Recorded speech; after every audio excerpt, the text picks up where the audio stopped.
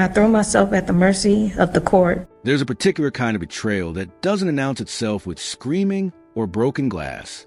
Sometimes it arrives quietly, on a summer night in Florida, carried in the careful steps of someone you thought was your friend. 23-year-old Kayla Hodson learned this truth in the worst way possible, in her own apartment, at the hands of someone she danced with just days before. But this isn't a story about a stranger in the shadows. This is about what happens when jealousy stops being an emotion and becomes a plan. If cases like this one matter to you, the ones that expose how quickly trust can turn lethal, subscribe. We cover stories that ask uncomfortable questions about the people we let into our lives. Let me take you back to July 2022, to a small town called Tamarac, just outside Fort Lauderdale. The kind of place where violent crime is so rare that neighbors actually know each other's names, where apartment complexes feel safe enough that residents don't think twice about leaving their doors unlocked during the day. Kayla Hodson had chosen Tamarac precisely because it felt like a place where a young woman could build a life without looking over her shoulder. By day, she worked as a flight attendant, polished professional, the kind of person who could calm nervous passengers with just her voice. By night, she bartended private events, always the one who could read a room, who knew exactly when to crack a joke or when to just listen. Her friends describe her as someone who made you feel like the most important person in the world when she was talking to you. Kayla had that rare quality of being equally comfortable in heels and a cocktail dress as she was in sneakers and jeans. She moved between worlds effortlessly. She worked hard. She played hard. And she surrounded herself with other women who did the same. One of those women was Sakina Thompson, 28 years old, a nail technician from New York who become part of Kayla's social circle. 5 years older, Sakina seemed to have her life together, popular with clients, always posting about her work, her travels, her nights out. On the surface, she was exactly the kind of ambitious, fun-loving woman Kayla naturally gravitated toward. But surfaces lie. And Sakina Thompson was living a life that had nothing to do with the confident image she projected online. July 13th, 2022, started like any other summer afternoon in Tamarac. Temperatures in the mid-80s, the kind of humid Florida heat that makes everything move a little slower. Inside Kayla's second-floor apartment at the Tamarac Village complex on Commercial Boulevard, there should have been music playing, or the sound of her getting ready for work, or the easy rhythm of someone living their normal life. Instead, there was silence, the kind of silence that, when broken, changes everything. A neighbor walking past Kayla's door that afternoon noticed something wrong. Maybe it was intuition, maybe it was a smell, maybe it was the door sitting slightly ajar when it shouldn't have been. Whatever pulled them to look closer, what they found sent them into a panic, so severe they could barely form words when they called 911. The dispatcher's recording captures it. A voice shaking, stammering, trying to describe something the human brain refuses to process. There's a gash on her neck, the neighbor managed to say. It looks like someone cut her neck. Paramedics arrived within minutes. But minutes didn't matter. Kayla Hodson was already gone. Her body lay in her own apartment, covered in deep, jagged wounds. Her throat had been cut so violently, so completely, that it was clear whoever did this wanted to make absolutely certain she couldn't survive. This wasn't a robbery gone wrong. This wasn't a momentary loss of control. The medical examiner would later describe injuries consistent with sustained, deliberate violence. Multiple stab wounds, deep slashes, the work of someone who took their time, who wanted Kayla to suffer, who made sure there would be no coming back. By late afternoon, the mobile command center from the Broward County Sheriff's Office had set up outside the apartment complex. Investigators in white suits moved in and out of Kayla's unit, processing evidence, bagging items from inside the apartment and from the sidewalk outside. Crime scene tape cordoned off the area. News vans arrived. And then the people who loved Kayla started showing up. Her family came first, faces frozen in disbelief. Then her co-workers from the airline, still in uniform, crying in each other's arms. Her fellow bartenders from the events company she worked with, friend from high school, from college, from her neighborhood. Within hours, Dozens of people had gathered outside that apartment complex, united by shock and grief and a desperate need for answers. Who would do this to Kayla? Why would anyone want to hurt someone who seemed to exist only to make other people happy? The community response was immediate and intense, but underneath the grief was something else. Fear. Tamarac residents weren't used to this. The crime rate here runs below the national average. People chose this town specifically because it felt safe, especially this apartment complex, which had a reputation for being quiet, family-friendly, secure. Now a young woman had been brutally murdered in her own home in the middle of the afternoon, and no one had heard or seen anything. No screams. No struggle loud enough to alert neighbors. Whoever killed Kayla had done it quickly, efficiently, and then disappeared. One neighbor told reporters, "You don't know if it's someone who lives here or someone the person knew from outside, but yeah, it's definitely concerning." Another said, "I've been here 10 years and nothing like this has ever happened. Never really had any crime. Anything like this that I've ever heard of or seen before." The fear was palpable. If this could happen to Kayla, young, careful, well-liked, it could happen to anyone. Online, the reaction was equally visceral. Kayla's Instagram filled with comments from people who'd never met her but felt compelled to reach out. "This beautiful baby didn't deserve this. This story really pains my heart," one person wrote. Others demanded justice, shared memories, posted prayers for her family. But there was another current running through the commentary, one that reflected an unfortunate statistical reality. Multiple people assumed immediately that Kayla's killer was a man. Some guy cut and slashed her throat in her apartment. One commenter wrote, "Too many toxic males out there." It wasn't an unreasonable assumption. When young women are murdered, especially in their own homes, the perpetrator is statistically most likely to be a current or former intimate partner or a male predator targeting vulnerable victims. Domestic violence escalating to homicide, a stalker finally acting on obsession, a serial offender hunting for his next victim. These are the patterns law enforcement sees over and over. So detectives working Kayla's case started where they always start, with the people closest to her. And that's when they learned about Terry. Kayla had been seeing someone, not officially dating, not in a relationship with labels and clear boundaries, but involved with a man named Terry. Friends described him as charming when he wanted to be, but with a temper that could flip like a switch. He had a history of turbulent relationships, of jealousy and control issues, of walking away from situations before they could pin him down.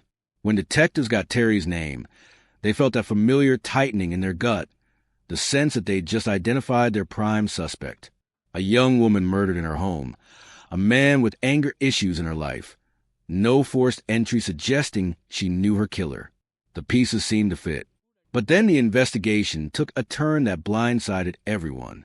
Kayla hadn't met Terry on her own.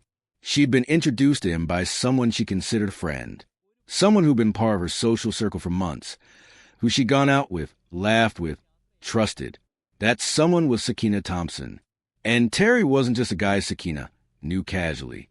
He was her boyfriend, or ex-boyfriend, or on-again, off-again partner. The relationship was so volatile, so constantly in flux, that even the people closest to Sakina couldn't say for certain what the status was on any given day. When detectives started digging into Sakina Thompson's life, they found a woman living in a state of constant emotional warfare. Her social media told the story in real time, a public diary of dysfunction. There were videos of Sakina and Terry cuddling, flirting, celebrating birthdays. Then videos of them fighting, Sakina crying, promising she was done with him. Then, a week later, videos of them back together like nothing had happened.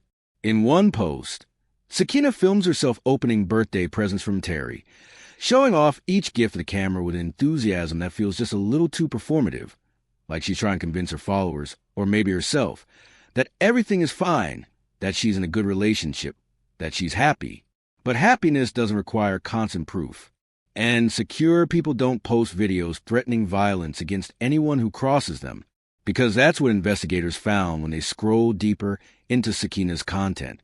Not just relationship drama, but explicit, repeated promises of revenge. "You know that I throw hands, right?" she says in one video, staring directly into the camera. "You know that I throw hands, right?" In another, She details exactly what she'll do to someone who wronged her. I'm going to smack the wig off and then I'm going to... The videos are casual, almost playful in tone, like she's joking. But the message underneath is clear. Sakina Thompson sees conflict as combat. When someone hurts her, she doesn't walk away or process her feelings or seek help. She plans retaliation. And she wants everyone to know she's capable of following through. Still, there's a difference between posting tough talk online and committing murder. Lots of people vent on social media. Most of them never hurt anyone. Detectives needed more than Instagram reels to build a case. They needed a motive, a timeline, evidence that placed Sakina at the scene. They found all three. Around July 10th, 3 days before Kayla was killed, Sakina and Terry flew from New York to Miami. The trip was supposed to be a fun getaway. Nightclubs, beaches, time away from the chaos of their daily lives. On one of those nights, they ended up at a club where Kayla happened to be. It's unclear if the meeting was planned or coincidental, but at some point during the evening, the three of them were together. Kayla and Terry danced. They talked. They got close. Close enough that Sakina noticed. Close enough that the jealousy Sakina had been feeding for months, maybe years, finally found a target. Here's where the story gets chilling. Sakina didn't confront Terry that night. She didn't confront Kayla. She smiled. She danced. She acted like everything was fine. But inside, she was making calculations.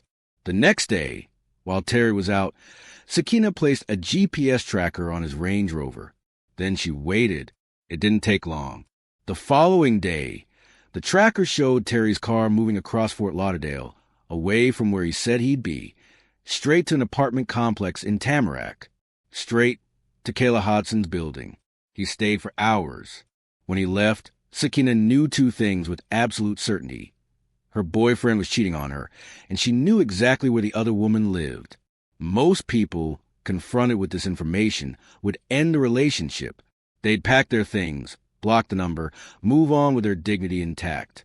Some might confront the cheating partner, demand answers, make a scene.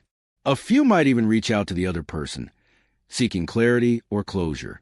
But Sakina Thompson wasn't interested in any of those options. Her social media had already told us what she believed in: revenge. Not just talking about it, but acting on it, making people pay for crossing her. On July 13th, Sakina Thompson boarded a plane from New York to Florida. She didn't tell Terry where she was going. She traveled alone, and when she arrived in Fort Lauderdale, she went directly to Kayla's apartment complex. The footage from the building's security cameras shows a woman moving with purpose, not hesitation. She storms through the entrance, doesn't pause to ask directions, doesn't look around like someone unfamiliar with the layout. She goes straight to Kayla's unit. How she got inside the apartment itself remains unclear. Maybe she knocked and Kayla opened the door, recognizing Sakina as Terry's girlfriend and assuming she wanted to talk. Maybe Sakina used some excuse, some lie to gain entry. What matters is that within minutes of entering that apartment, Sakina Thompson made a choice. Not a split-second decision born from panic or adrenaline, but a deliberate, sustained act of violence. She brought a knife. She brought another sharp object investigators never publicly identified, and she used both repeatedly on a woman who probably didn't even understand why this was happening. Because here's the thing. Kayla likely had no idea Sakina and Terry were still together, with their constant breakups and dramatic reconciliations. With Terry's track record of lying and manipulation, it's entirely possible that Terry told Kayla he was single, that whatever happened between them, Kayla believed she wasn't participating in an affair. She may have thought Sakina was Terry's ex, someone from his past, not his present. But Sakina didn't ask questions. She didn't want explanations. She wanted blood. The attack was vicious, personal. The medical examiner's report described multiple stab wounds, each delivered with force. Deep gashes that cut through muscle and tissue. And then, when Kayla was already dying, when there was no chance of survival, Sakina took a blade and drew it across Kayla's throat from ear to ear. The final insult, the ultimate act of rage. This wasn't about eliminating a rival. This was about making her suffer. When it was over, Sakina left. She walked out of that apartment, presumably covered in blood, and somehow made it out of the building without anyone stopping her. Within an hour, she met up with Terry. Whether he knew what just happened is a question that still haunts this case, and together they boarded a plane back to New York City. For 3 weeks, Kayla Hodson's murder went unsolved.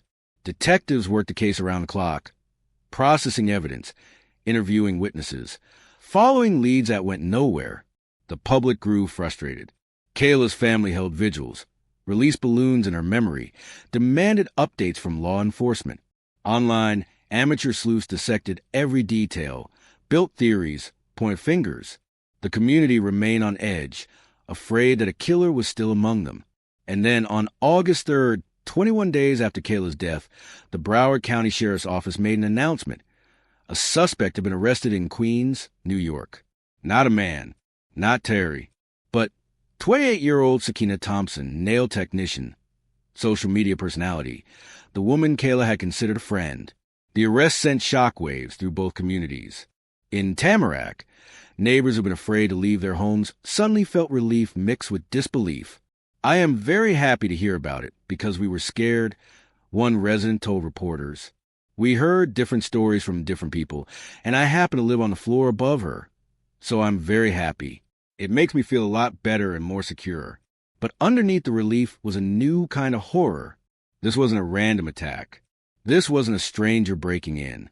This was premeditated murder carried out by someone in Kayla's social circle, someone she had no reason to fear.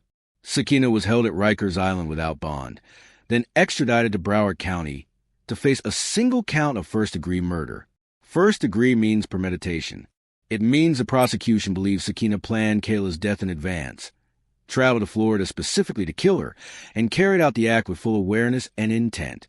If convicted, Sakina Thompson would face either life in prison without possibility of parole or the death penalty. For Kayla's family, the arrest brought a measure of closure. They could finally stop wondering who had stolen their daughter, their sister, their cousin from the world.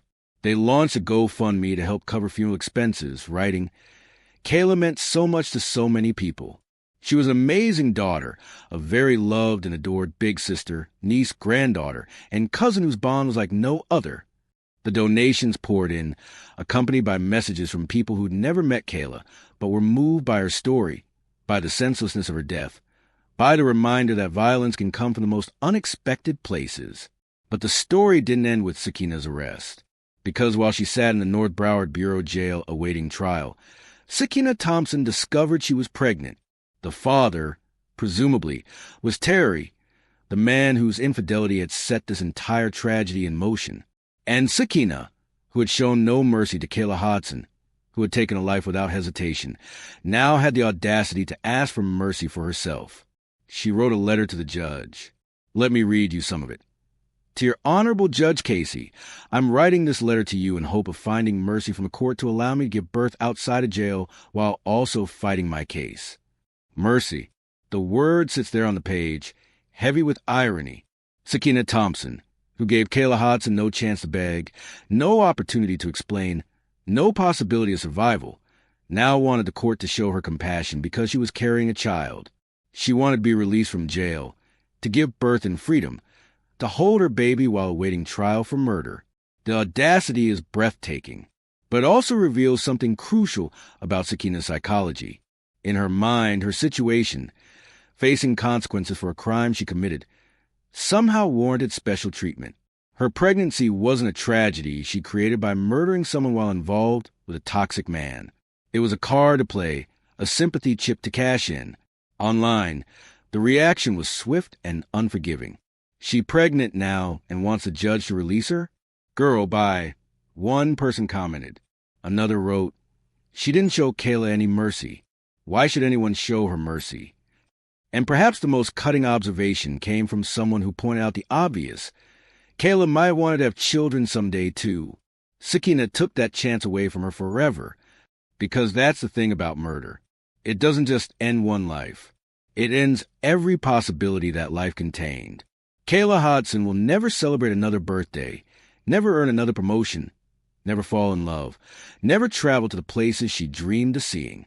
She'll never be a bridesmaid at a friend's wedding or hold her own child. Every moment she should have had, every choice she should have made, every person she should have met, gone, erased by someone else's jealousy. The judge reviewing Sakina's request wasn't swayed by her plea. Bond was denied. The judge stated that Sakina Thompson was a danger to the community and a flight risk, and that her pregnancy did not change the severity of the crime she was accused of committing. She would remain in custody until her trial. And here's where the case gets frustrating for anyone seeking closure. As of late 2022, there have been no significant updates. Sakina Thompson remains in Florida custody, awaiting trial. The wheels of justice turn slowly, especially in capital murder cases, where the stakes are life and death, and every detail must be meticulously examined. It could be years before Sakina faces a jury, years before Kayla's family finally gets their day in court. In the meantime, questions linger. What role, if any, did Terry play in all of this? His Range Rover was still parked at Kayla's apartment complex when police arrived. Was he there during the murder? Did he help Sakina plan it? Or was he simply the catalyst? The careless player who set two women on a collision course without caring about the damage? Authorities have never named Terry as a suspect or accomplice, but his presence hangs over this case like smoke. You can't tell this story without acknowledging that his actions lit the match. There's also the question of what Sakina will argue in her defense. In similar cases, defendants often try to shift blame, claiming they were manipulated, abused, coerced by a romantic partner. Sakina's lawyers may attempt to paint her as a victim of Terry's toxic behavior, driven to temporary insanity by jealousy and betrayal. They may argue that years of emotional abuse warped her judgment, that she snapped under pressure, that she didn't plan to kill Kayla, but lost control in the moment. But the evidence tells a different story. The GPS tracker, the flight from New York to Florida, the deliberate entry into Kayla's building, the sustained violence of the attack, the calm escape, the flight back home, the 3 weeks of silence while Kayla's family suffered. None of that suggests a woman who lost control. It suggests a woman who made a plan and executed it. Kayla Hodson's loved ones continue to honor her memory. They hold annual vigils on the anniversary of her death, releasing balloons into the Florida sky, sharing stories about the way she could light up a room. They post on her social media, keeping her pages active, refusing to let her become just another statistic. "We won't let her be forgotten," one family member wrote. Kayla was too special, too full of life, to be reduced to a headline. And they're right, because for all the sensational details of this case, the love triangle, the jealous rage, the cross-country murder plot, the real story is about a 23-year-old woman who did everything right and still ended up dead. Kayla worked hard, surrounded herself with friends, chose a safe neighborhood, built a life she was proud of. She didn't date Terry seriously. She didn't flaunt a relationship or deliberately pursue a man she knew was taken. By all accounts, she was simply living her life, unaware that someone had decided she deserved to die. That's the horror at the heart of this case. Not that Sakina Thompson was capable of murder. Sadly, humans have always been capable of terrible things. But that Kayla had no way to protect herself. She couldn't have known that a casual acquaintance harbored such rage. She could have anticipated that dancing with a man at a club would sign her death warrant. She opened her door, maybe recognizing a familiar face, maybe thinking Sakina wanted to talk, and by the time she realized her mistake, it was too late. This case forces us to confront uncomfortable truths about the people we trust, about how jealousy doesn't always announce itself with loud arguments and dramatic scenes. Sometimes it simmers quietly, feeding on social media posts and GPS coordinates and imagined slights until it reaches a temperature that can only be cooled with violence. It reminds us that danger doesn't always come from strangers in dark alleys. Sometimes it comes from people you've shared drinks with, people whose nails you've complimented, people you've posed in pictures with. And it raises questions about accountability that extend beyond Sakina Thompson. What about Terry? Should he face charges for his role in creating the situation? Not legally, perhaps. Infidelity isn't a crime. But morally, doesn't he bear some responsibility for what happened? He knew Sakina was jealous, possessive, volatile. He'd seen her threaten violence online, witnessed her explosive reactions to perceived betrayals. And yet he pursued Kayla anyway, either lying about his relationship status or simply not caring about the potential consequences. When Sakina murdered Kayla, Terry lost someone too. But unlike Kayla's family, he lost someone he put in danger through his own recklessness. As I close out this story, I keep coming back to a single image. Kayla's friends and family gathered outside her apartment complex, holding candles, crying, trying to make sense of the senseless. In the background, you can see the yellow crime scene tape, the police vehicles, the investigators still processing evidence. In the foreground, people who love Kayla are realizing that she's never coming back, that there won't be one more laugh, one more hug, one more text message checking in to see how they're doing. Sakina Thompson took all of that away because she couldn't accept that her boyfriend was unfaithful. Not because Kayla seduced Terry or broke up a happy home, but because Sakina had built her identity around a toxic relationship and couldn't tolerate the ego blow of being cheated on. So instead of leaving Terry, instead of working on her own self-worth, instead of recognizing that any man willing to cheat isn't worth fighting over, she decided that another woman should die. The trial, whenever it happens, will determine Sakina's legal fate. But morally, spiritually, she's already convicted herself. Because you can't take a life in a moment of rage and then ask for mercy when consequences arrive. You can't film yourself promising violence, carry out that violence in the most brutal way imaginable, and then play the victim when you're arrested. You can't end someone's story and expect your own to continue as if nothing happened. Kayla Hodson deserved better. She deserved to grow old, to achieve her dreams, to love and be loved, to make mistakes and learn from them, to experience all the messy, beautiful chaos of a full human life. Sakina Thompson stole that from her. And no courtroom outcome, no prison sentence, no expression of remorse will ever give it back. What does this case reveal about the masks people wear? About the distance between who we pretend to be online and who we actually are? About the way jealousy can transform a person from friend to killer in the space of a few days? I don't have easy answers, but I know Kayla's story matters. I know her family deserves justice. And I know that somewhere out there, someone else is in a relationship like Sakina and Terry's, posting happy pictures while planning revenge. And we need to talk about that before another young woman ends up dead. If this case moved you, if Kayla's story stays with you the way it stays with me, leave a comment below. Share your thoughts, your theories, your reflections on what this tragedy reveals about trust and betrayal and the people we let into our lives. And if you believe these stories deserve to be told with care and honesty, subscribe to this channel. Because Kayla Hodson's name deserves to be remembered for who she was, not just how she died.